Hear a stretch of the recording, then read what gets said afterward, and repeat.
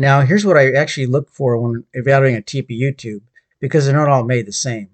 The number one failure point on any TPU tube is right here at the base of the valve stem.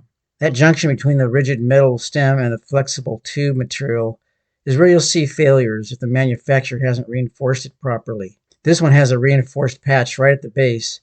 You can feel it. It's noticeably thicker there.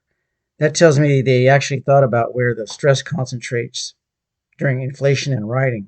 The other thing I look at is this pear-shaped rubber gasket sitting at the base of the stem.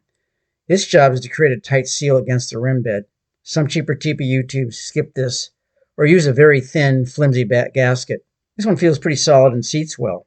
And then there's the valve lock nut, sometimes called the rim nut.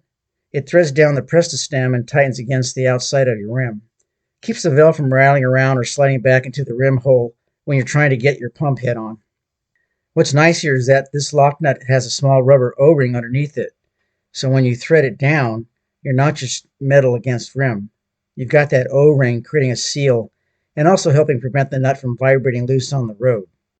One more thing I check before I even install a TPU tube. I give it a small amount of air, around 5 pounds or so. You're not meant to fully inflate these outside of the tire, but a little air is enough to tell you a lot. What you're looking for is even expansion all the way around. If you see any bulging or distortion in one spot, that's a red flag for a weak spot in the tube.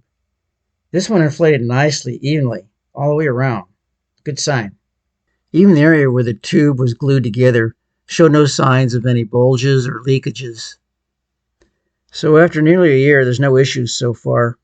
Are they more expensive than standard butyl tubes? Yes. But are you getting a real weight savings in what appears to be a well-constructed TPU tube? I believe so. So if you're in the market for a TPU tube with a lot of nice features on it, this GUEE Aerolite is definitely worth a look.